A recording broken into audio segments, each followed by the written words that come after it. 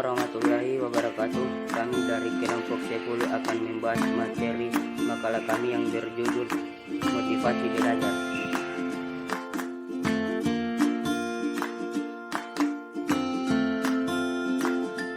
Motivasi belajar merupakan salah satu faktor yang turut menentukan keefektifan dalam pembelajaran.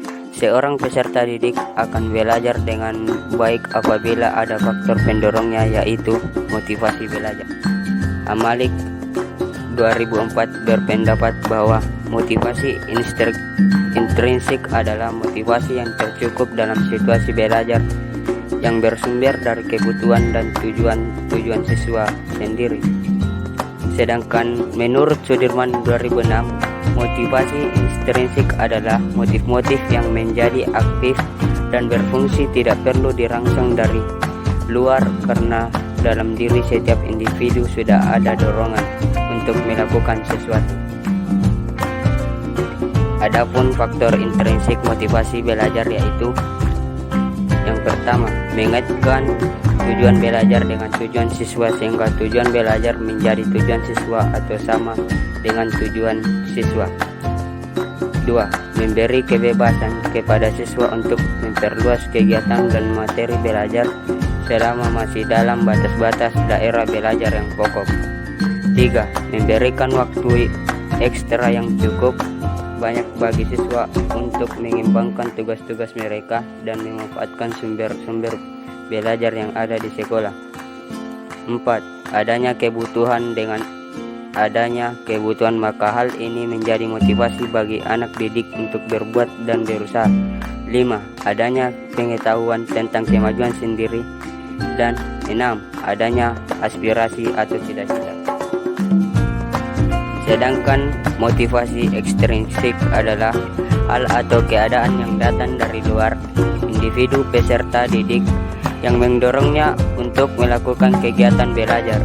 Motivasi ekstrinsik merupakan motif-motif yang aktif dan berfungsinya karena adanya perangsang dari luar. Selain itu, motivasi ekstrinsik bukan berarti motivasi yang tidak diperlukan dan tidak baik dalam pendidikan. Motivasi ekstrinsik diperlukan agar anak didik mau belajar. Berbagai macam cara bisa dilakukan agar anak didik termotivasi untuk belajar. Adapun faktor ekstrinsik motivasi belajar antara lain: 1. Belajar demi memenuhi kewajiban. 2. Belajar demi menghindari hukuman yang diancam. 3. Belajar demi memperoleh hadiah material yang dijanjikan. 4. Belajar demi meningkatkan gengsi sosial. 5. Belajar demi tuntutan jabatan yang ingin dipegang atau demi memenuhi persyaratan kenaikan jenjang. 6. Belajar demi memperoleh pujian dari orang yang penting. Selain itu, ada beberapa juga faktor-faktor yang mempengaruhi motivasi belajar. Antara lain, faktor internal siswa mencakup. Yang pertama, aspek psikologis, yaitu kondisi umum jasmani dan tonus atau tegangan otot yang menandai tingkat kebugaran organ-organ tubuh dan sendi-sendi dapat mempengaruhi semangat dan intensitas siswa dalam mengikuti pelajaran. 2. Aspek psikologis merupakan inteligensi siswa. Inteligensi pada umumnya dapat diartikan sebagai kemampuan psikofisik untuk mereaksi rangsangan atau menyesuaikan diri dengan lingkungan yang tepat. Sedangkan faktor eksternal mencakup faktor sosial, yaitu pengaruh lingkungan sosial pada umumnya bersifat positif dan tidak memberikan paksaan yang meliputi keluarga, guru, dan teman si kecil.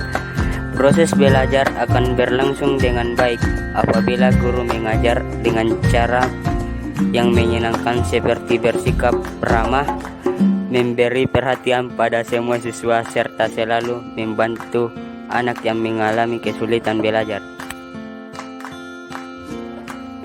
Kedua, yaitu faktor non-sosial. Faktor lingkungan non-sosial berasal dari luar individu anak, yakni dari lingkungan si kecil, seperti rumah dan sekolah.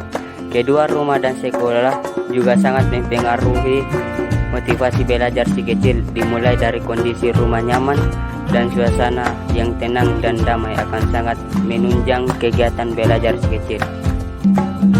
Oleh karena itu, sebaiknya jaga selalu kebersihan rumah dan hindari suasana rumah yang tegang akibat sering ribut dan cekcok.